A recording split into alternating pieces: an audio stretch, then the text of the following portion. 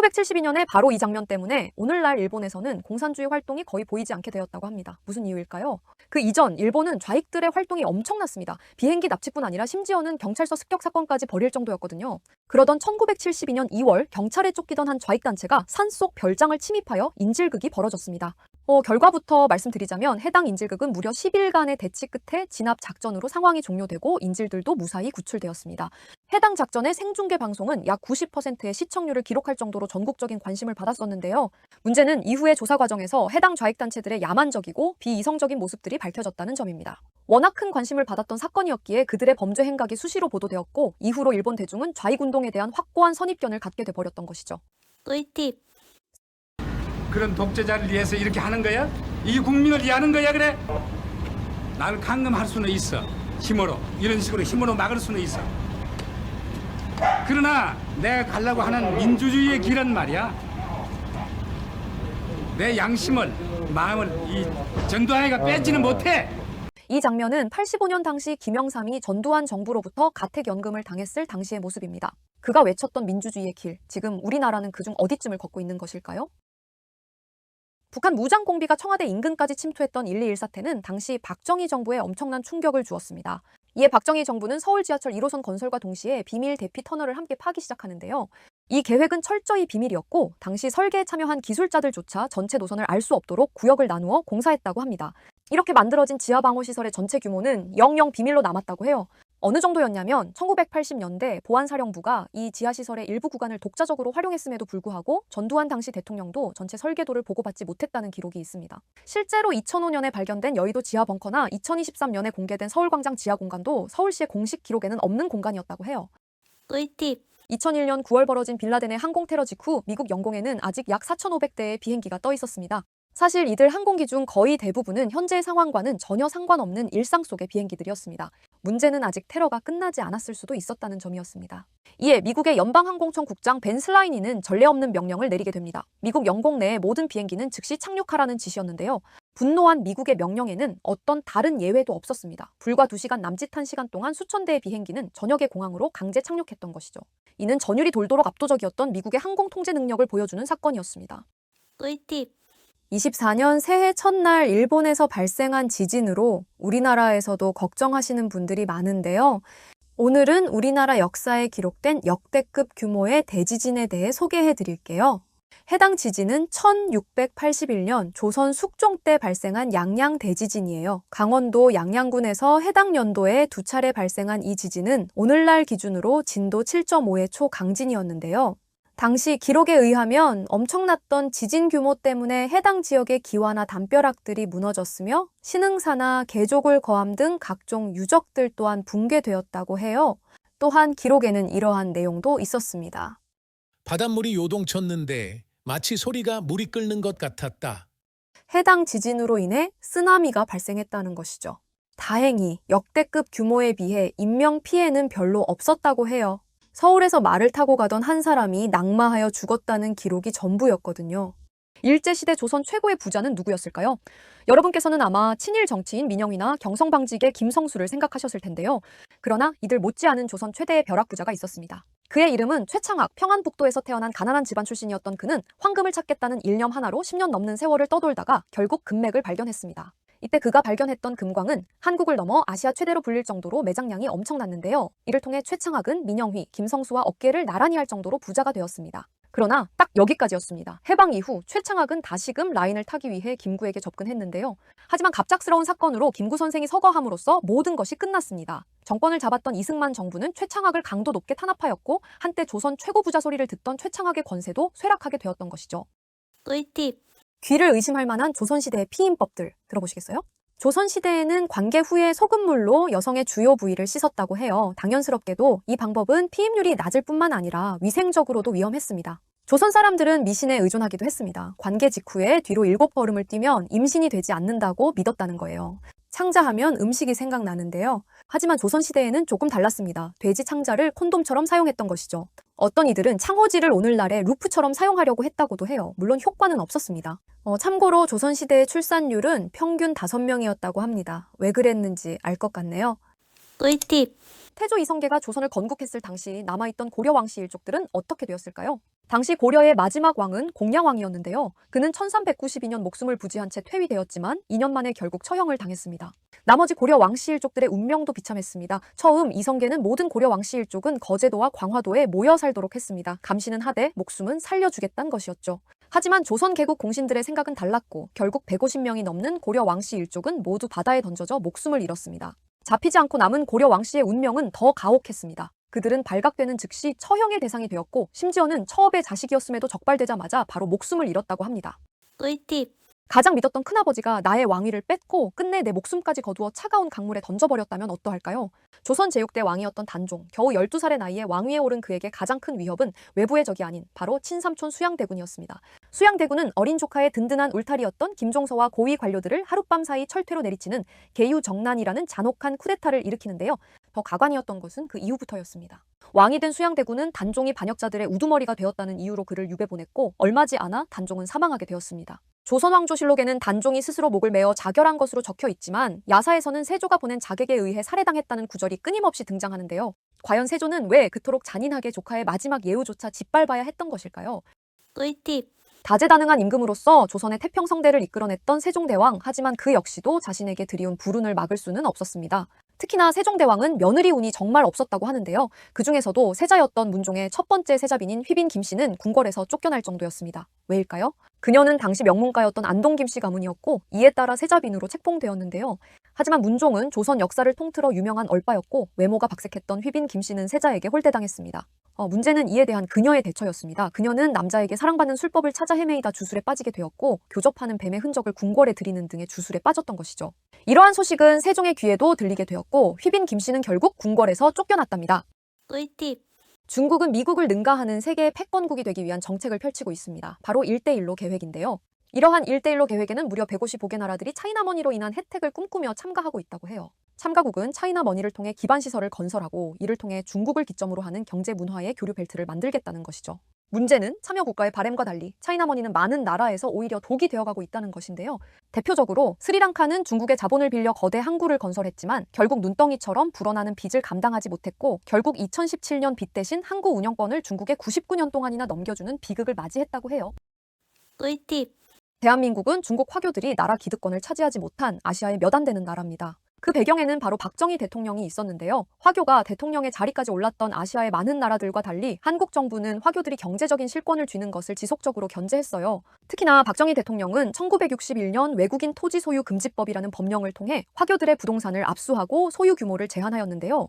외국인이라고 명명되었지만 그 목표는 명확했습니다. 그 당시 화교들 중에는 부동산 중개업에 종사하는 사람들이 정말 많았는데요. 그렇기에 해당 법령은 많은 중국인 화교들의 재산적 타격을 주었던 것이죠. 게다가 이것은 끝이 아니었습니다. 바로 이어진 1962년에 화폐개혁까지 일어나자 수많은 화교들은 타격을 입을 수밖에 없었다고 합니다. 꿀팁. 2013년 12월 한 증권사의 PC 앞에서 비명소리가 들립니다. 한맥투자증권에서 근무하던 위탁업체 직원이 매매 프로그램 내에 이자율을 잘못 기입한 것인데요. 해당 직원이 자신의 실수를 인지하기까지는 단 3분도 안 걸렸고 그는 다급하게 컴퓨터의 전원 코드를 뽑아버렸습니다. 문제는 이 3분 동안 프로그램은 엄청난 속도로 매매를 진행해버렸다는 점입니다. 이로 인하여 한맥투자증권은 143초 동안 462억 원의 손실을 보게 된 것인데요. 명백한 한맥투자증권의 실수였지만 동종업계의 대다수의 증권회사들은 이익금을 반환해 주었다고 해요. 하지만 이러한 온정은 외국계 헤지펀드들에게는 통하지 않았습니다. 결국 한맥투자증권은 갖은 노력에도 결국 2015년 최종 파산을 하게 되었다고 해요. 꿀팁. 꿀팁. 오늘은 세기의 천재들에 대한 숨겨진 이야기를 들려드릴게요. 역사적인 극작가 셰익스피어의 정원에서는 대마 잔해가 잔뜩 들어있는 파이프 담배가 발견되었다고 해요. 어쩌면 그는 문학의 선구자이자 대마의 선구자였을 수 있겠죠. 스티븐 호킹의 열정은 과학뿐 아니라 다른 곳에서도 빛을 발했던 것 같은데요. 그가 수시로 휠체어를 탄 채 도우미들과 함께 스트립 클럽을 방문했다는 목격담은 어렵지 않게 들어볼 수 있습니다. 아이작 뉴턴의 호기심은 엄청났습니다. 그는 사람의 눈이 빛을 받아들이는 과정을 이해하고 싶다는 이유로 뜨개질 바늘로 자신의 눈을 찔러보고는 실험 노트에 기록했다고 해요. 고풍스러운 예술 작품들로 유명한 미켈란젤로. 정작 본인은 지저분한 걸로 유명했다고 해요. 얼마나 지저분했냐면 그가 외출을 해서 집에 돌아온 뒤에 옷을 갈아입고 취침에 든 적은 손에 꼽힌다고 해요. Это ВПЧ-2? Да. Что у вас там горит? Взрыв на главном корпусе, третий, четвертый, между третьим и четвертым. А там люди есть? Да. Сколько машин вы направили? Все машины выяснили. 지금 이 녹음은 1986년 체르노빌 사고 당시 현장 소방서 간의 통화 기록입니다. 안타깝게도 이 대화에 언급되었던 초기 대응 소방대원들의 대부분은 몇 주 안에 세상을 떠났습니다. 보호 장비도 제대로 갖추지 못한 채 출동했기 때문이었죠. 꿀팁. 꽃미남 조선 왕족으로 유명했던 이유, 그가 결혼은 친일파 가문과 했다는 사실 알고 계셨나요? 일제강점기 당시 일본은 조선 왕족들을 일본인과 결혼시키려고 했습니다. 하지만 일본에 대한 반발심이 강했던 이유는 일본인과 결혼하는 것을 어떻게든 막고 싶었어요. 그가 생각한 방법은 친일파 가문과의 혼사였습니다. 이후에 아버지였던 의친왕도 일본인보다는 친일파 조선인이 낫다며 결혼을 허락하는데요. 당시 일제는 일본 황족 여왕과의 결혼을 추진했기에 이 결혼을 막으려고 했어요. 하지만 친일파로서 영향력이 엄청났던 박영효가 일본을 달래고 말렸고 결국 이유는 박영효의 손녀와 결혼을 할 수 있었답니다. 꿀팁. 모든 길은 로마로 통한다는 말 한 번쯤 들어보셨을 텐데요. 이렇듯 전 세계를 호령했던 로마 제국에는 한 가지 특이한 전통이 있었습니다. 고대 로마의 장군들은 전쟁이나 전투에서 승리하면 로마 성문으로 들어와 시내를 행진하는 개선식을 펼쳤습니다. 이때 개선식을 행진하는 장군을 향해서는 그를 놀리고 조롱하는 풍습이 있었다고 하는데요. 이는 개선식 행사까지 하면 승리의 주인공이 너무나 교만해져서 다음 전투에서 실수를 할 수 있기 때문에 시작된 풍습이라고 해요. 이렇게 장군을 놀리면서 개선식 행사 분위기를 더욱 유쾌하게 만드는 것은 덤이었고요. 이러한 전통은 그 유명한 카이사르도 피해가지 못했는데요. 그의 개선식 때 사람들은 대머리 남봉꾼이 나가신다 라며 깔깔거렸다고 해요. 탈모가 콤플렉스였던 카이사르를 놀려댔던 것이죠. 꿀팁. 톰 하디의 카리스마 넘치는 모습으로 유명했던 영화 레전드 기억하실 텐데요. 이 영화는 이탈리아나 미국, 일본이 아닌 영국의 조폭을 다뤘다는 점에서 더욱 신선했습니다. 당연스럽게도 영국에도 조폭 같은 개념은 존재합니다. 이탈리아의 마피아, 미국의 갱단처럼 영국의 조폭은 크라임펌이라는 이름으로 불렸는데요. 크라임펌의 특징은 지역 기반의 갱단 활동이 주를 이룬다는 점이에요. 버밍엄을 기반으로 유명했던 피키 블라인더스나 레전드의 실제 주인공인 크레이 형제들은 런던을 기반으로 활동했던 것처럼요. 또 한 가지, 영국 크라임펌의 조직원들은 대부분 총보다는 칼을 사용한다고 하는데요. 이는 미국과 달리 영국은 총기에 대한 규제가 엄격하기 때문이라고 해요. 8, 90년대에 대형 사건이 터진 이후로 정부 차원에서 적극적인 규제와 강력한 처벌을 시행하니 크라임펌 입장에서도 나름 자제를 하게 된 것이죠. 지금 보고 계신 장면은 실제 미국 트럼프 대통령과 북한의 김정은이 판문점에서 만나고 있는 모습입니다. 때는 2019년 북한은 1월 1일부터 스스로 비핵화에 상응하는 조치를 발표하며 미국과의 관계 안정화를 요청하였습니다. 이에 따라 양국은 미국과 북한 정상이 만나는 회담을 추진했습니다. 그리고 같은 해인 6월 30일 마침내 트럼프 대통령이 직접 판문점에 있는 군사 분계선을 넘어가 북한 땅을 밟습니다. 이는 미국 대통령 최초로 군사 분계선을 넘어 북한 땅을 밟은 것이었는데요. 대한민국의 문재인 대통령도 이 회담에 애타게 끼고 싶어 했지만 결국 참여하지 못했고 미국과 북한 정상은 약 53분간의 둘만의 단독 회담을 진행하였습니다. 다만 이는 소득 없는 쇼에 그쳤습니다. 정상회담 얼마 후부터 북한은 곧바로 미국과의 대화의 파국을 선언했던 것이죠. 꿀팁. 대한민국 금융의 중심지 여의도 근처에는 한 가지 특이한 모양의 빌딩이 자리하고 있습니다. 건물을 감싸는 노란 육각형 장식은 설마 진짜 벌집 모양인 건가 싶기도 한데요. 아니나 다를까 건물의 꼭대기에는 안상규 벌꿀이라는 간판과 함께 한 아저씨가 해맑게 웃고 있습니다. 대체 이 아저씨 뭐 하시는 분일까요? 안상규 대표는 고교 졸업 직후 당시 대구의 14평 아파트 가격이 150만 원이던 시절에 무려 200만 원을 빌려 벌통 25개를 사는 모험을 감행했습니다. 사업 시작 6년 만에 벌통을 280개까지 늘리며 성공 가도를 달리는 듯했으나 1987년 태풍을 만나 그의 양농업은 휘청이게 됐는데요. 하지만 그는 다시 일어섰습니다. 온몸에 수십만 마리의 벌을 붙이는 퍼포먼스를 통해 이목을 끌었으며 프리미엄 숙성꿀이라는 한 분야를 팠고 결국 오늘의 벌꿀 제국을 건설하게 된 것이죠. 꿀팁. 단 한 명의 여성이 움직인 돈이 당시 대한민국 국가 예산의 10%에 달했다면 믿으시겠습니까? 그녀의 이름은 장영자, 당시 중앙정보부 차장인 남편과 대통령 와이프 쪽 집안이라는 배경을 등에 업고 정재계를 주무른 지하경제의 여왕이었는데요. 전성기 당시 그녀가 사채시장에서 굴렸던 돈의 규모는 당시 한국 정부 예산의 10%를 차지할 정도였다고 합니다. 문제는 그녀가 다뤘던 천문학적인 액수의 돈은 사실 권위를 활용한 일종의 폰지 사기였다는 것이었습니다. 결국 그녀는 구속되어 15년형을 선고받게 되는데요. 그녀의 체포 이후에도 세간에서는 계속 해당 자금이 권력의 비자금을 조성하기 위한 거대한 시나리오였다는 의혹이 계속되었습니다. 과연 진실은 무엇이었을까요? 꿀팁. 동무 도대체 누구요? 동무 괴뢰구만. 여보세요. 동무 괴뢰야 괴뢰. 여보세요. 네. 전화 받으시는 분 누구십니까? 사모님 언니 아니세요? 성혜랑. 6번 이름은? 엄마야? 응. 원정수. 여권 이름. 엄마 맞아? 그 엄마 손주 보여줄 수 없는 게 상당히 마음이 아프고. 그게 언제야? 지금 이 통화는 대한민국으로 망명했다가 북한에 암살당한 북한 김정은의 사촌 이한영 씨와 그의 어머니의 녹음 기록입니다. 유학 시절 스위스에서 이한영 씨는 대한민국으로 망명하였고 그의 어머니 또한 북한 내 권력 다툼에서 밀린 김정남의 어머니와 함께 모스크바로 망명했었는데요. 망명 이후 이렇게 애타는 통화를 했던 모자는 결국 다시는 만나지 못했습니다. 이한영은 1997년 그를 제거하기 위해 북에서 내려온 공작원들에게 피격당해 세상을 떠났기 때문이죠.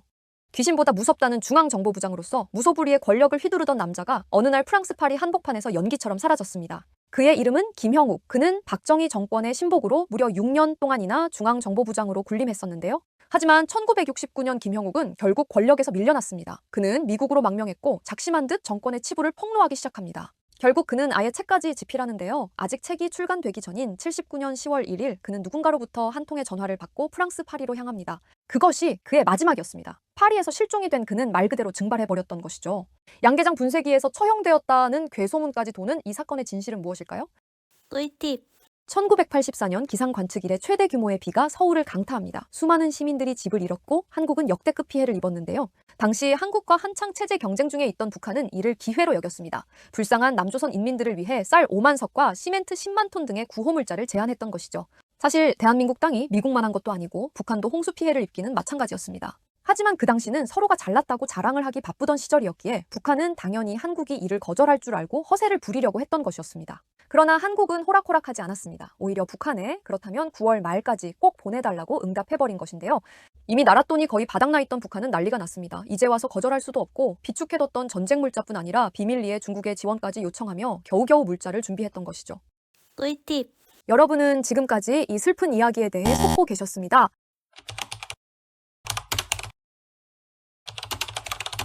어니스트 해밍웨이가 썼다는 이 글, 여러분도 들어보셨을 것 같은데요. 6개의 단어로 슬픈 소설을 지어보라는 친구들에게 해밍웨이가 즉석으로 남겼다는 이야기죠. 하지만 여러분은 속고 계셨습니다. 사용한 적 없는 아기의 신발을 판다는 슬픈 광고에 대한 스토리는 이미 1906년부터 돌던 이야기라고 하는데요.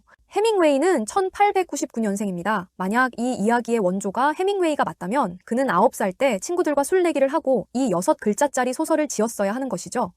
아무리 상남자로 유명한 해밍웨이라지만 이건 아니겠죠? 꿀팁. 황희 정승은 무려 5명의 임금을 모셨던 조선시대 최고의 영의정이었습니다.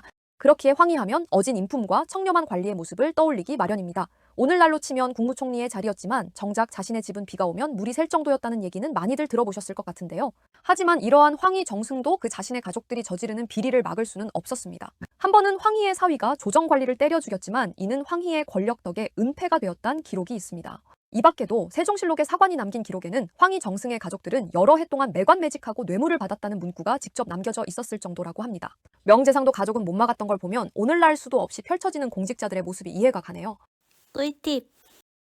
1월 1일은 한 해를 시작하는 날짜입니다. 그런데 너무나 당연스러운 이 1월 1일은 누가 만들었을까요? 1년을 365일로 그리고 그 첫 날짜를 1월 1일로 지정한 것은 바로 율리우스 카이사르인데요. 당시 로마의 달력은 잦은 혼란이 있었고 카이사르는 이를 바로잡기 위해 이집트 알렉산드리아의 천문학자 소시게네스의 조언을 따라 율리우스력을 도입하였습니다. 그리고 그의 이러한 혁신은 오늘날까지 우리가 새해를 맞이하는 방식에 깊은 영향을 미치게 된 것이죠. 이 영상을 시청하신 여러분께서도 올해에는 카이사르처럼 개인적인 삶에서 큰 변화를 이루거나 작더라도 의미 있는 새로운 시작을 맞이하실 수 있기를 바랍니다. 새해의 첫날이 여러분에게 변화의 기회를 가져다 주길 바라며 노력과 열정이 결실을 맺는 한 해가 되길 바랄게요. 여러분, 새해 복 많이 받으세요. 세계 2차 대전 당시 독일이 패망한 뒤 그곳에 남아있던 프랑스의 협력자들은 어떻게 되었을까요? 1944년 노르망디 작전의 성공 이후 전세가 역전된 프랑스 파리에 드골 장군과 프랑스군이 들어서게 됩니다. 이들이 가장 먼저 진행했던 것 중에 하나는 바로 전쟁 기간 독일에 협력했던 협력자들을 숙청한 것으로 알려져 있는데요. 합법적 숙청이라는 원칙 속에 무려 10,000명이 넘는 독일 협력자들이 사형을 선고받았다고 하는데요. 그러나 이는 사실이 아니었다고 합니다. 이들 중 실제로 사형이 집행되었던 것은 수백 명에 불과했습니다. 또한 그 중에서도 고위 공직자를 비롯해서 기업인이나 공무원, 군인 핵심 협력자들은 제대로 처벌받지 않았다고 해요. 오히려 협력 정도가 낮은 여성들이 그 처벌의 대상이 되는 경우가 많았던 것이죠. 꿀팁. 대한민국을 그렇게도 욕하는 북한이지만 오늘날 북한 백화점에 가면 이악 물고 불닭볶음면과 새우깡을 따라해서 판매하고 있는 모습을 볼 수 있습니다. 그렇다면 30년 전의 북한 백화점은 어땠을까요? 지금 보고 계신 장면은 1990년대 중반 북한의 락원 백화점 풍경입니다. 북한 어린이들은 믿기 어려울 만큼 조잡한 장난감에 정신이 팔려 있는데요. 이 당시 북한 어린이들은 이른바 전쟁놀이용 장난감을 가지고 싶어 했다고 해요. 애초에 그런 것들만 만드니까 어쩔 수 없던 것이죠. 하지만 이래봬도 이들은 사실 북한에서는 엄청난 특권층이었습니다. 1990년대 북한은 인류 역사상 최악의 대기근을 겪었는데요. 이에 따라 평범한 북한 사람들은 해당 기간 동안 최대 300만 명까지가 아사했다고 합니다. 김일성과 김정일의 연이은 실정에 더해 이전까지는 북한을 지원하던 소련까지 붕괴해버리면서 경제가 파탄이 나버린 것이죠. 꿀팁. 비트코인이 400년 전에 있었으면 그 결말은 어땠을까요? 1600년대 네덜란드 부유층 사이에서 튤립은 없어서 못 사는 귀한 존재였습니다. 이러한 부유층들의 니즈에 발맞춰 튤립의 가격 또한 치솟았죠. 튤립에 대한 사람들의 광기는 점차 폭주하기 시작했습니다. 마치 오늘날의 코인처럼 한 달도 안 돼서 가격이 2600%까지 상승하기도 했는데요. 당시 최고가의 튤립 한 송이의 가격은 오늘날로 치면 아파트를 한 채 살 수 있을 정도로 치솟았다고 해요. 물론 결말은 처참했습니다. 공급이 수요를 넘어서는 순간 튤립 가격은 꺾이기 시작하고 사람들은 그제서야 정신을 차린 것이죠. 결국 튤립의 가격은 4개월 만에 고점 대비 99%가 빠졌습니다. 어쩌면 이것이 비트코인의 미래일지도 모르겠네요. 꿀팁. 밥도둑으로 유명한 간장게장. 그런데 이 간장게장이 임금의 생명까지 도둑질했다면 여러분은 믿으시겠어요? 조선의 21대 임금이었던 경종은 젊어서부터 병약한 것으로 유명했습니다. 그러던 어느 날 당시에도 몸이 아파 고생하던 경종의 저녁 식사로 올라온 메뉴는 간장게장과 생감이었습니다. 한의학적으로 간장게장과 생감은 최악의 상성을 지닌 조합이라고 하는데요. 안 그래도 병약했던 경종이었기에 식사를 끝낸 직후부터 복통과 설사에 시달리게 되고 결국 5일도 못 가서 사망하게 되었다고 해요. 경종이 사망하자 온 나라에서는 영조가 독살한 것이라는 소문이 퍼졌습니다. 경종의 자식이 없어 후계자가 되었긴 하지만 입지가 불안했던 영조가 꾸민 일이었다는 것이죠. 진실이 무엇이던 경종을 사망에 이르게 한 것은 간장게장이었습니다. 임금님에 대한 복수 제가 하고 올게요. 꿀팁. 지금 보고 계신 영상 속 주인공들은 북한에서 배를 타고 부산 다대포 해안으로 침투하다 생포된 간첩들입니다. 정부 발표에 따르면 이들은 경계 근무 중이던 우리군 초병들과 교전 끝에 생포되었으며 이들을 내려놓고 도주했던 무장 간첩선 또한 격침되었다고 했는데요. 그러나 진실은 따로 있었습니다. 그 당시 아웅산 테러 사건으로 체면을 구겼던 우리 정부는 포섭된 북한 간첩을 통해 다대포 작전에 대한 설계를 진행했습니다. 간첩들의 모든 계획을 입수한 채 북파 공작원들이 투입됩니다. 요원들은 간첩들의 생포를 위해 몽둥이만을 지급받은 채 작전에 들어갔는데요.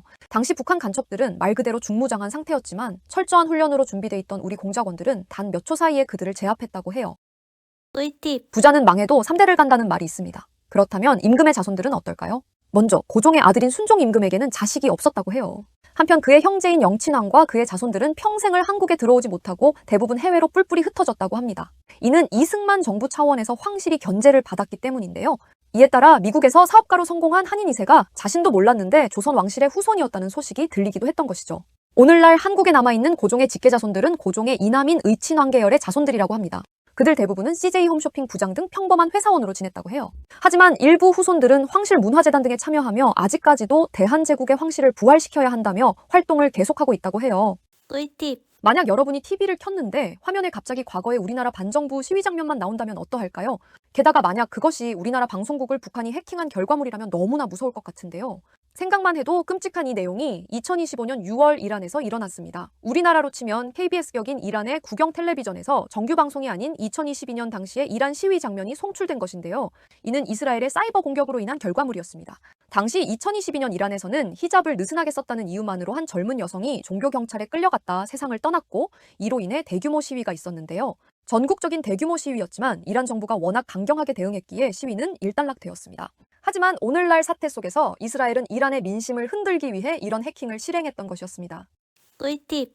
일반적인 상식으로는 도무지 이해가 되지 않는 북한의 모습. 이는 세뇌도 세뇌지만 상호 간의 밀고와 감시도 큰 역할을 할 텐데요. 그러나 이랬던 북한에도 정권을 뒤집고자 하는 움직임이 있었습니다. 이는 바로 1992년에 벌어졌는데요.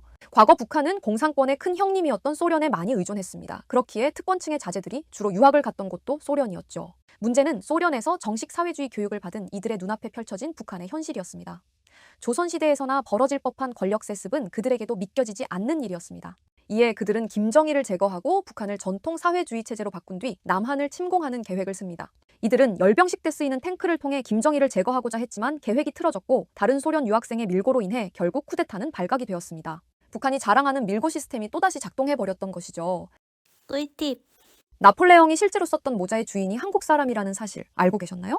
그의 이름은 낯설더라도 회사 이름은 아주 익숙하실 겁니다. 그렇습니다. 나폴레옹 모자의 주인은 바로 닭고기로 유명한 하림그룹의 김홍국 회장입니다. 교과서에서나 보던 프랑스의 영웅과 우리나라 닭고기 회사가 대체 무슨 상관일까요?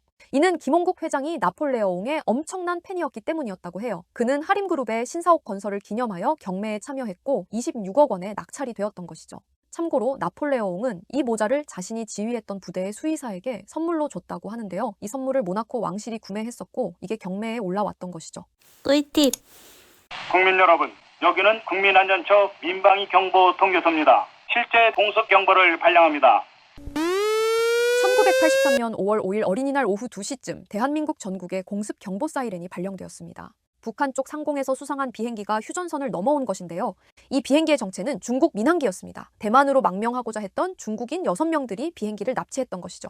이들은 그 당시 중국의 적성국이었던 한국의 춘천 미군 비행장에 착륙하였고 이로 인해 중국은 난리가 났습니다. 즉각적으로 중국 대표단은 한국에 파견되었고 사흘 간의 협상 끝에 납치범들은 한국 법에 따라 처벌하고 중국 국적의 승객들은 중국으로 송환하는 협의가 이루어졌습니다. 물론 납치범들이 정식으로 처벌받는 일은 없었습니다. 자유의 투사였던 그들은 짧은 복역 후 바로 대만으로 추방하는 형식으로 망명이 허가되었죠. 꿀팁. 꿀팁. 서양에서는 그 사람의 직업에 따라 성을 붙였다고 합니다. 대장장이를 뜻하는 스미스나 석공을 뜻하는 메이슨처럼요. 그런데 우리나라 조선시대에도 직업에 따라 성씨를 붙였다는 얘기가 있습니다. 바로 천방, 지, 축, 마, 골, 피에 대한 이야기인데요. 이야기에서는 각각 천씨는 무당을, 방은 목수, 지는 지관, 그리고 축, 마, 골, 피는 백정을 대표한다고 말합니다. 물론 이는 사실이 아닙니다. 애초에 조선시대까지 천미는 성이 없었거든요. 그들은 갑오개혁이 되어서야 자기가 원하는 성씨를 가질 수 있게 되었답니다. 오늘날 현재까지도 깨지지 않고 있는 단군 이래 최대 사기 사건 1위는 바로 조이팔 사건인데요. 창녕초시 집성촌에서 태어난 조이팔은 가난했던 어린 시절을 겪고 노가다판을 전전하다 결국 20대 때 조폭들과도 친해지게 됩니다. 그렇게 어둠의 세계에 입문한 그는 친형이 일하던 다단계 회사에 들어가면서 사기꾼으로서의 인생을 시작합니다. 조이팔은 의료기기 렌탈이라는 아이템을 사용했는데요. 사실 조이팔의 사기 방식은 전형적인 폰지 사기 그 자체였습니다. 단순한 다단계가 아니라 뒷사람에게 받은 돈의 일부를 떼어내 앞 사람에게 수당을 지급했기에 실제로 수익을 보는 사람들이 발생했던 것이죠. 물론 폰지 사기의 결말은 정해져 있었습니다. 그러나 조이팔의 경우 컴퓨터 시뮬레이션을 통해 거짓말이 한 개에 이를 시점까지 예측할 정도로 치밀하였고 전국적으로 피해 규모가 무려 4조억 원이 넘었을 때 그는 중국으로 사라져버렸다고 해요. 꿀팁. 1998년 대한민국에서 소떼 1,001마리가 트럭에 실린 채 판문점을 지나 북한으로 넘어갑니다. 이를 진두지휘한 것은 대한민국 대기업인 현대그룹의 회장인 정주영 씨였는데요. 이는 민간인이 판문점을 통해 북한에 들어간 첫 번째 사례였습니다. 1998년 취임한 김대중 정부는 북한을 향한 화해 협력을 적극 내세웠으며 이에 따라 정주영 회장의 계획 또한 통일부의 공식 승인을 받을 수 있었던 것이죠. 현대를 대한민국 최고의 대기업으로 키워낸 정주영 회장의 고향은 북한의 강원도 통천군이라는 곳이었습니다. 청년 정주영은 아버지의 소를 판 돈 70원을 몰래 가지고 가출하여 서울로 상경했다고 하는데요. 자신이 진 빚이었던 소 한 마리에 대하여 그 1000배로 갚아 고향으로 찾아간다는 일련의 퍼포먼스를 행했던 것이죠. 꿀팁. 지금 여러분께서 보고 계신 이 시계들의 가격 맞춰보실 수 있겠나요? 참고로 말씀드리자면 이 시계는 100년 동안 유럽 왕실만을 대상으로 한정 수량으로 판매했다고 하는데요. 해당 브랜드의 가장 비싼 제품은 9,750만 원, 일반 제품도 600만 원 정도는 했는데요. 문제는 이 명품의 실체가 완전히 가짜였다는 사실이었습니다. 원가는 고작 10만 원대로 중국산 저가 부품과 국산 부품을 섞어 만든 뒤 스위스로 보냈다가 다시 수입하는 방식으로 세탁했던 것이죠. 그러나 이 일당은 억대 비용을 들여 청담동에서 초호화 런칭 파티를 열고 유명 연예인들에게 제품을 협찬하며 단숨에 부의 상징으로 떠올랐습니다. 톱스타들까지 이 시계를 차고 매스컴에 등장하자 엄청난 가격에도 불구하고 사람들의 지갑은 열려버렸습니다. 그렇다면 그 결과는 어떻게 되었을까요? 꿀팁. 1989년 23살의 한국 외대 여대생이 평양에 방문합니다. 조만간 그녀의 방문으로 인해 온 북한은 경악에 빠집니다. 과연 무슨 일이었을까요? 이 여대생의 이름은 임수경, 당시 한국외대 용인 캠퍼스 불어과에 재학 중이었습니다. 운동권 학생이던 그녀는 북한에서 열리는 세계청년학생축전에 몰래 미립북하여 참가하였는데요. 사실 북한은 남한의 대학생을 초대함으로써 자신들의 체제 선전을 할 의도를 갖고 있었습니다. 문제는 너무나 해맑게 통통 튀던 그녀의 행동이었습니다. 당시 북한이 강조하던 미국 제국주의의 상징인 청바지를 입고 온 대한민국의 여대생은 방문하는 곳에서마다 자유로운 행동과 사상을 보여줬기에 북한 주민들은 충격에 빠지게 됩니다. 그들의 의도와는 정반대로 오히려 북한 주민들에게 자유로운 대한민국의 체제를 선전하는 하나의 아이콘이 되어버렸던 것이죠. 꿀팁. 평범했던 한 사람의 노력으로 우리나라에 공휴일이 생겨났던 사실 알고 계셨나요?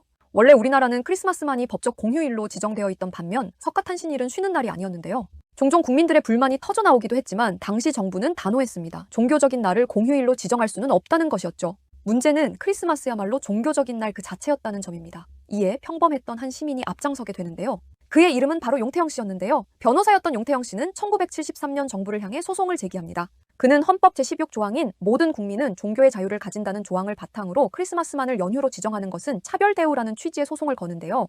처음에는 그의 청구를 각하했던 재판부였지만 그의 행동을 시작으로 점차 국가적인 여론이 모이자 마침내 1975년 부처님 오신 날을 공휴일로 지정하게 되었다고 해요.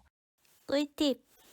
누구보다 빼어난 미모를 바탕으로 대한민국 최고의 정계 인사들이 방문하는 술집의 최고 스타가 된 여성이 있습니다. 그 당시 25살이었던 정인숙, 본명 정금지의 수첩에는 국내 최고 재벌 기업의 회장 이름뿐 아니라 당시 대통령 경호실장, 중앙정보부장, 심지어는 대통령의 이름까지 적혀 있었다고 하는데요. 이랬던 그녀가 미혼인 상태에서 아들을 출산합니다. 이 소식은 당연히 정치권은 물론이고 일반인들한테까지 알려질 정도였는데요. 그러던 어느 날 친오빠와 함께 차를 타고 가던 그녀는 의문의 총격 사고를 당했고 결국 세상을 떠나게 됩니다. 수사기관이 밝힌 범인은 그녀의 친오빠였는데요. 과연 이것은 진실이었을까요? 꿀팁. 이스라엘군이 북한 조종사를 직접 사살했다는 사실 알고 계셨나요? 이건 상상이 아니라 실제 발생한 교전 기록입니다. 사실 70년대부터 오늘날까지 이스라엘과 북한은 수십 년 전부터 이미 보이지 않는 전쟁을 하고 있었습니다. 4차 중동전쟁 당시 북한은 이집트의 비밀리에 조종사들을 파병합니다. 이들은 하늘에서 이스라엘 공군과 무려 6번이나 정면으로 맞붙어 싸웠죠. 더 소름 돋는 건 최근입니다. 이스라엘이 시리아 핵시설을 폭파했을 때 북한 기술자들의 시신이 발견됐고 지금 하마스가 쏘는 로켓도 북한제입니다. 이것이 지구 반대편 북한이 이스라엘에게 주적인 이유입니다. 우리가 모르는 사이에 중동에서 벌인 북한의 야욕이 궁금하다면 고정 댓글을 참고해주세요. 꿀팁. 1948년 10월 19일 제주도의 4.3 사건에 대한 진압 명령에 따라 여수에 주둔 중이던 한국의 14연대 소속 장병들 중 남로당 계열의 군인들이 반란을 일으킵니다. 이미 군 속에 깊숙이 침투해 있던 공산 세력은 순식간에 동족 상잔 반대와 미국과 이승만 괴뢰정부 반대라는 명분으로 여순 지역의 군 병력을 장악했는데요. 14연대와 진압군 사이의 전투 속의 피해는 고스란히 민간인의 몫이었고 갓 건국된 대한민국은 국가 안보에 심각한 타격을 입게 되었습니다. 군 내부의 조직적 반란과 체제 전복의 위험성을 직면한 재헌국회는 다급하게 국가보안법을 제정했습니다. 국가 존립을 흔들었던 내전 수준의 위기 상황을 타개하고 대한민국이라는 국가의 기틀을 지키기 위한 목적이었던 것이죠. 꿀팁. 무려 120명의 무장 간첩이 한국으로 한 번에 쏟아져 들어왔던 사건을 아시나요?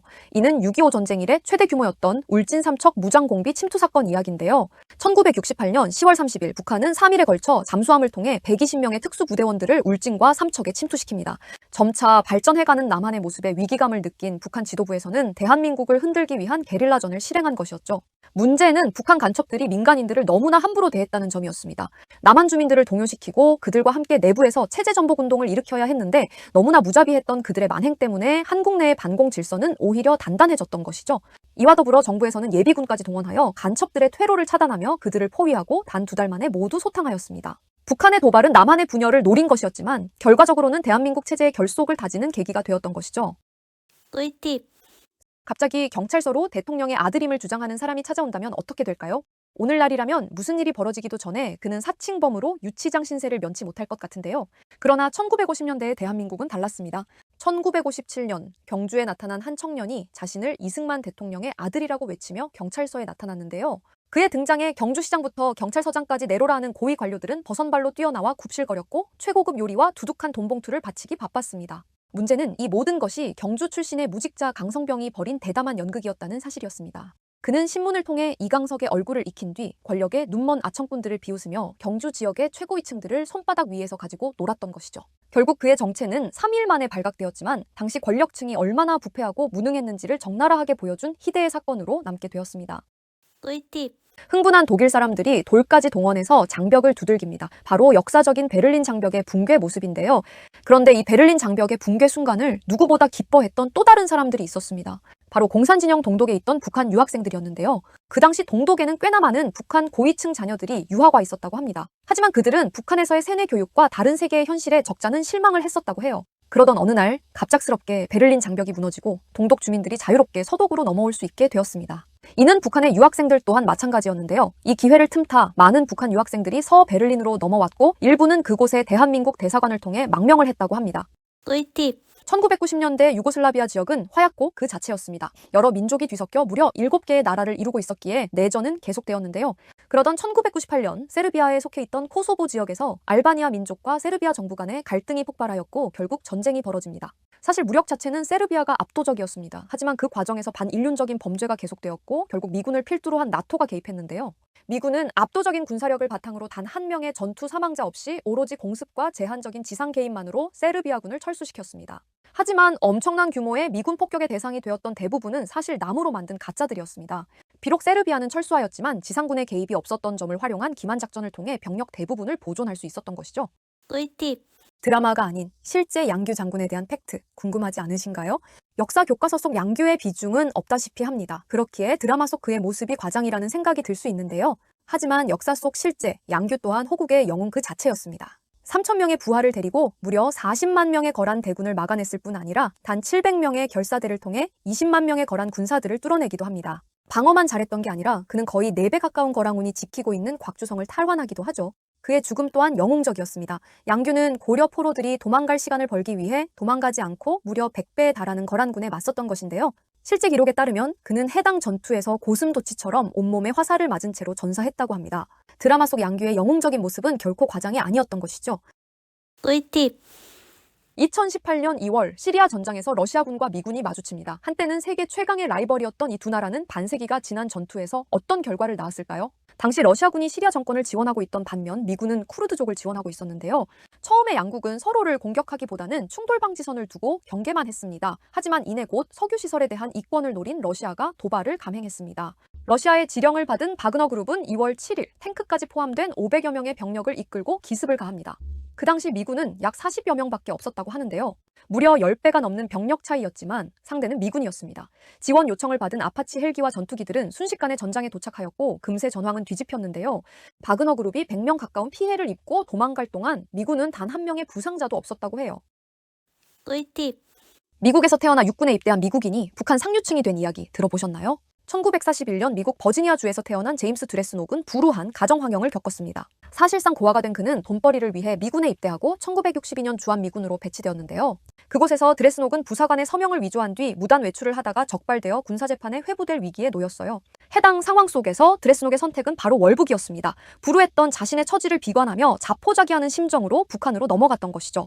사실 일개 보병이었던 드레스녹이 북한 당국에 줄 정보는 없었습니다. 이에 북한은 그를 체제선전에 활용했는데요. 북한의 체제선전용 배우가 된 그는 이후부터 북한 정권의 비호를 받으며 평생을 호의호식했습니다. 심지어는 오늘날에도 그의 자식들이 그를 이어 북한의 평양 최고 부촌에서 살아가고 있다고 해요.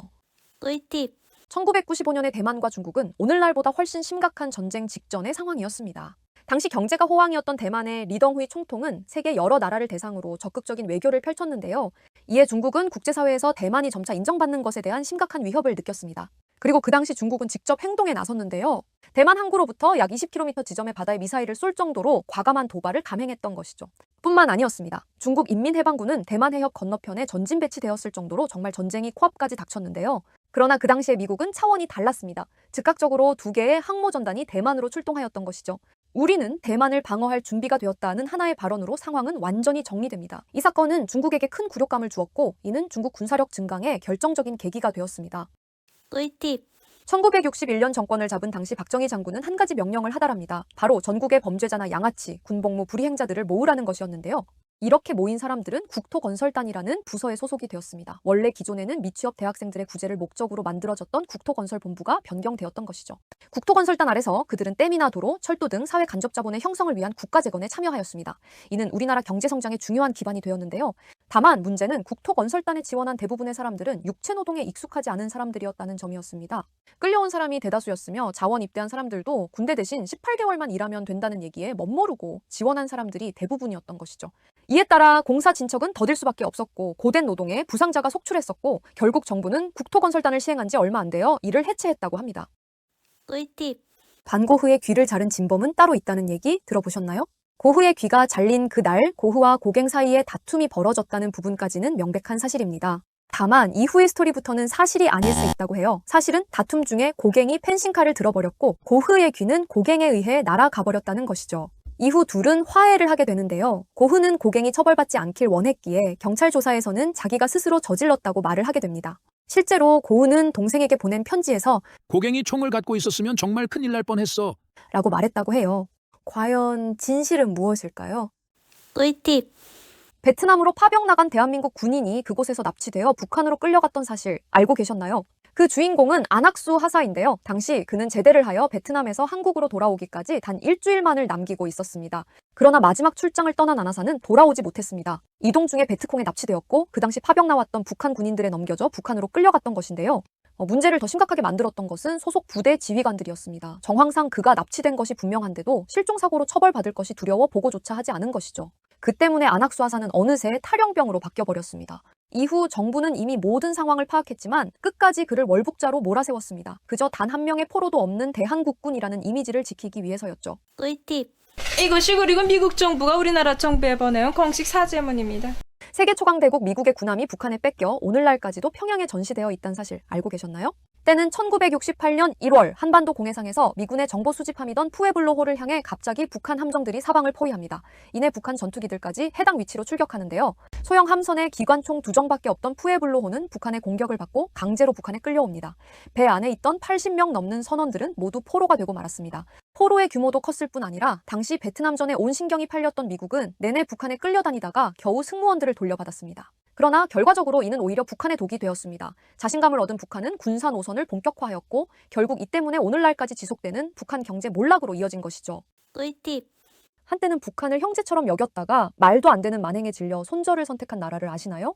남아메리카에 위치한 아르헨티나는 사실 북한과 친한 사이였습니다. 73년부터 정식 외교 관계를 맺고 북한에 500만 달러에 육박하는 곡물까지 외상으로 빌려줄 정도였는데요. 그러나 북한의 보답은 상상을 초월했습니다. 곡물값은 끝까지 갚지 않았고 심지어는 아르헨티나의 정부가 우익 정부로 바뀌자 북한은 공작원까지 파견하여 좌익 군사활동을 지원했던 것이죠. 자신들의 게릴라 활동 지원이 들통났다는 사실이 알려지자 북한은 더 말도 안 되는 짓을 저지릅니다. 돈을 갚기는커녕 아예 아르헨티나에 위치했던 북한 대사관에 불을 지른 뒤 북한으로 도망갔던 것이었습니다. 바로 이 사건으로 인해 아르헨티나는 오늘날까지도 북한과의 관계 정상화를 거부하고 있다고 해요. 꿀팁. 북한 김일성 사진이 걸린 경기장에서 미국 국기 유니폼을 입은 레슬러가 경기를 펼칩니다. 이게 대체 무슨 상황일까요? 1994년 김일성 사망 이후 북한은 자신들의 체제가 건재하다는 것을 세계에 알리고 싶었습니다. 문제는 당시 북한의 경제 상황에서는 올림픽이나 월드컵 같은 진짜 대규모의 세계 이벤트는 할 수 없었다는 점이었는데요. 이에 김정일이 선택한 방식은 바로 프로레슬링이었습니다. 북한은 안토니오 이노키라는 일본의 프로레슬링 슈퍼스타를 섭외하였고 그를 통해 WCW라는 미국 프로레슬링 단체까지 참여를 결정하게 된 것이죠. 다만 그 효과는 미미했습니다. 해당 대회는 이노키의 고국이었던 일본에서만 약간의 관심만을 받았으며 세계적으로는 흥행참패를 했는데요. 이에 따라 세계의 이목을 끌고자 했던 북한의 목적 또한 함께 실패해버린 것이죠. 꿀팁. 1970년대까지만 해도 북한의 경제는 우리나라와 비슷하거나 앞섰다는 사실 알고 계셨나요? 그랬던 북한의 경제가 나락을 가게 된 데는 몇 가지 결정적인 사건이 있었습니다. 그 중에 하나는 김일성이 적극적으로 밀어붙였던 서해관문 건설이었는데요. 김일성은 서해안 지역의 관문 설치를 통해 수자원을 확보하고 북한의 해상교통을 발전시키고자 했습니다. 그러나 사실 서해관문은 기술적으로나 비용적으로나 그 성공 가능성이 너무나 희박한 계획이었어요. 지원을 요청받았던 소련 측에서도 이를 뜯어말렸지만 김정일은 오히려 이걸 두고 소련이 우리를 견제하려고 반대한다고 김일성에 보고하였고 결국 북한은 서해관문 계획을 강행해요. 기술적으로 안 되는 걸 되게 하려다 보니 서해관문 하나 짓는데 북한 GDP의 30%가 날아갔고 북한 경제는 구조적으로 회복하기 어려운 상처를 입게 되었던 것입니다. 꿀팁. 2010년 11월 대한민국 연평도에 거의 100발 가까운 포탄이 떨어집니다.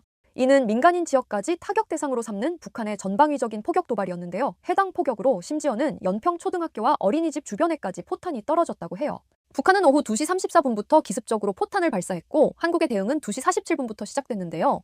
3시 41분 포격이 종료될 때까지 북한은 170여 발, 한국은 80여 발을 발사했다고 해요.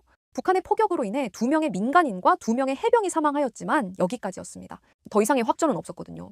전면전까지 각오하고 북한이 이러한 도발을 감행했던 이유는 차기 지도자 김정은의 후계 구도를 공고화하기 위해서였습니다. 잃을 것이 너무나 많았던 대한민국이나 미국 등의 국제사회가 확전을 하지 않을 것이라는 것에 베팅하고 김정은의 권위 확립을 위해 도박을 건 것이죠. 꿀팁. Are you using something to like change your camera view? 지금 보고 계신 장면은 폴란드의 어떤 보안 회사 인터뷰 모습입니다. 뭔가 어색해 보이는 영상을 본 면접관은 그에게 손으로 얼굴을 가려보라고 했는데요. 사실 이 지원자의 정체는 북한 사람이었습니다. 그뿐이 아니었습니다. 오늘날 수많은 북한 요원들이 재택근무를 할 수 있는 전 세계 보안 회사에 침투해 있다고 하는데요. 월급을 통한 외화벌이도 쏠쏠했지만 역시나 주된 목표는 해킹이었습니다. 각국의 비밀 정보를 탈취하는 것은 기본이고 오늘날 각광받고 있는 비트코인 또한 그들의 타겟이었는데요.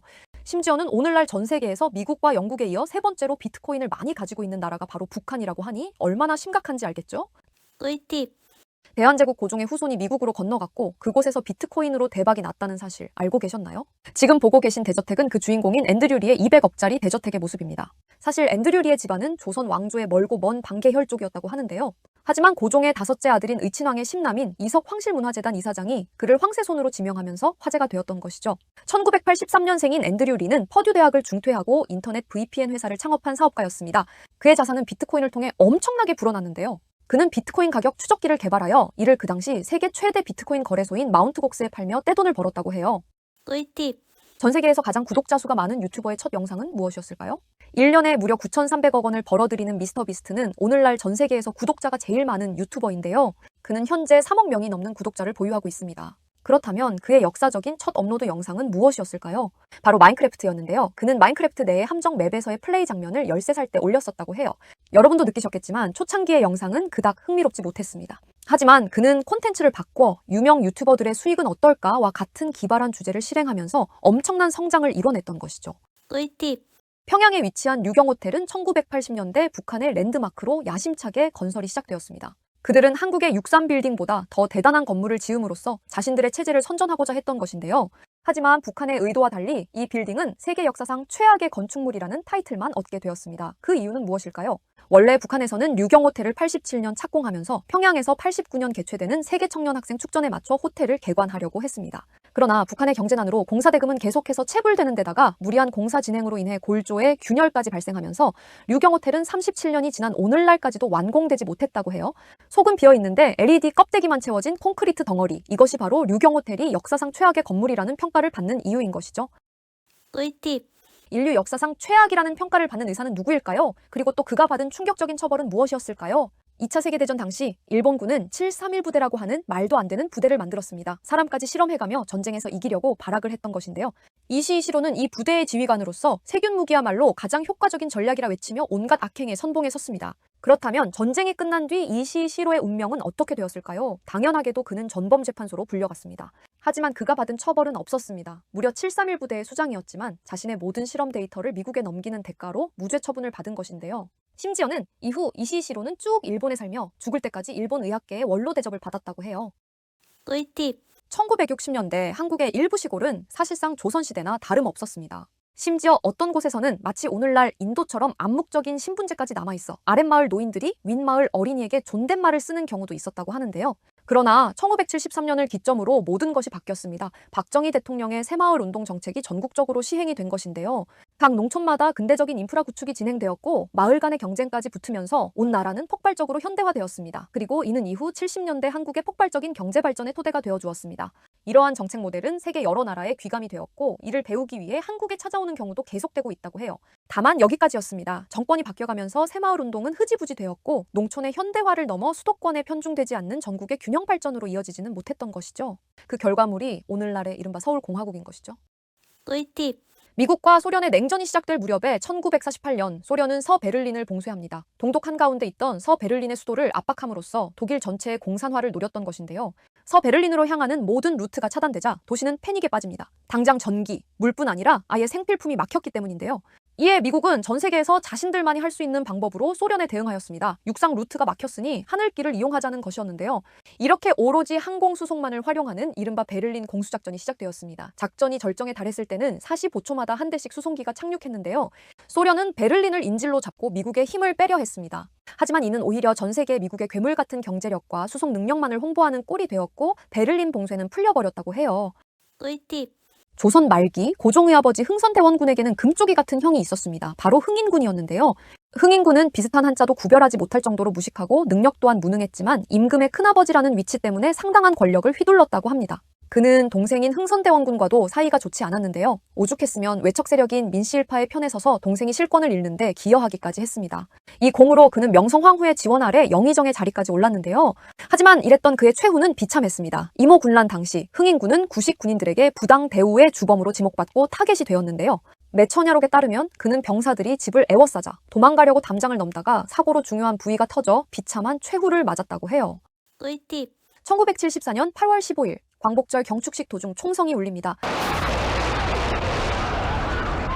불행 중 다행으로 박정희 대통령은 무사했지만 영부인과 여고생 1명이 맞았고 장례는 난리가 났습니다. 이때 사건 직후 범인이 제압되자마자 움직인 박정희 대통령의 행동은 가히 충격적이었습니다. 여러분들 하던 얘기를 계속하겠습니다. 그는 총탄이 빗발쳤던 그 연단에 다시 섰고 연설을 계속해 나갔습니다. 대통령의 연설이 종료되자 우레와 같은 관중들의 박수가 이어졌는데요. 다만 해당 사건으로 인하여 한국의 전국은 혼란에 빠지게 되었습니다. 특히나 북한 조총련과의 연관성이 의심되는 상황임에도 불구하고 일본 측에서 수사 협조를 잘 해주지 않으면서 한일 관계는 단교 직전까지 갔습니다. 당시 일본에서는 북한으로 제1교포들을 북송하면서 그들의 숫자를 줄이려고 했던 시기였기에 한국보다는 조총련의 눈치를 더 봤던 것이죠. 꿀팁.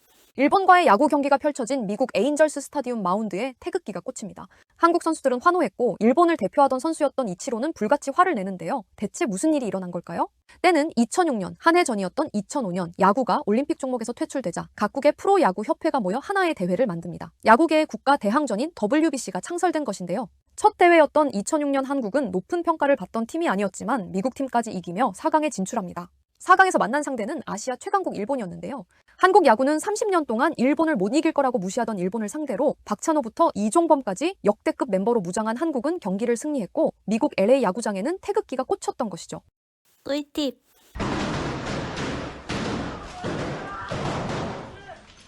폐건물을 순찰하던 이스라엘 군인들이 갑작스러운 매복 공격에 혼비백산합니다. 다행히 모두 살았지만 정말 위험한 순간이었는데요. 이 장면은 불과 얼마 전인 2015년 4월의 영상이었습니다. 23년 하마스 사태 이후로 아직까지도 전투가 계속되고 있는 것이죠. 사실 유대인과 팔레스타인 사람들 간의 갈등은 무려 100년 전부터 씨앗이 뿌려졌어요. 그리고 그 씨앗을 심은 건 역시나 영국이었습니다.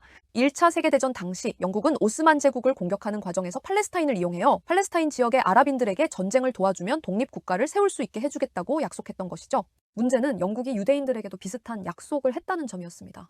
유대인들은 이 약속을 명분으로 팔레스타인 땅에 들어와 이스라엘을 건국하였고 그때부터 두 민족의 갈등도 시작되었던 것이죠. 꿀팁. 1994년 북한 김일성 사망으로 대한민국 전군의 비상 경계령이 내려지고 언론에서는 해당 소식을 대서특필합니다. 북한 내부의 반응은 상상 초월이었습니다. 거의 50년 가까이 나라를 통치하던 김일성이었기에 마치 왕의 서거 소식을 들은 백성들처럼 난리가 난 것인데요. 그런데 그의 죽음은 무언가 수상했습니다. 우선 김일성은 평소에도 혈관 이상과 동맥경화로 치료를 받고 있었다고 하는데요. 그러나 그의 사망일자 당시 주변의 의료진들은 모두 철수한 상태였습니다. 요즘 의료진들이 너무 과로했으니까 쉬게 해주자고 김정일이 아버지를 설득했었기 때문인데요. 당연히 사고 당일 현장에서의 김일성은 골든타임을 놓쳤고 결국 그는 세상을 뜨게 되었습니다. 또한 당시 김정일은 김일성과 갈등을 겪고 있었다고 해요. 1980년대 정권을 이어받았지만 경제가 파탄나버리자 분노한 김일성이 김정일을 견제하기 시작했던 것이죠. 꿀팁. 꿀팁. 일론 머스크를 보고 가난하다고 생각했을 사람이 실존했다면 믿으시겠어요? 역사를 통틀어 최고의 부자는 만사 무사라는 인물입니다.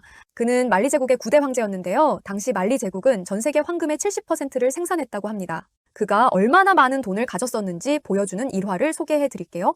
만사 무사는 메카로 순례를 떠나는 길에 이집트를 들렀는데요. 이 잠깐의 방문에서 그가 사용했던 황금 때문에 이집트 일대의 금값이 완전히 폭락하였다고 해요. 심지어 이로 인해 이집트는 무려 12년간 인플레이션을 겪었다고 합니다.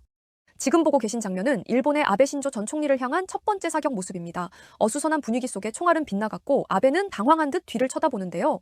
문제는 이후 경호원들의 제지가 없었다는 점입니다. 첫 번째 총알이 빗나갔음에도 불구하고 적절한 대처가 없었고 연이은 두 번째 시도가 성공했다는 점은 역사에 남을 만한 경호 실패였는데요.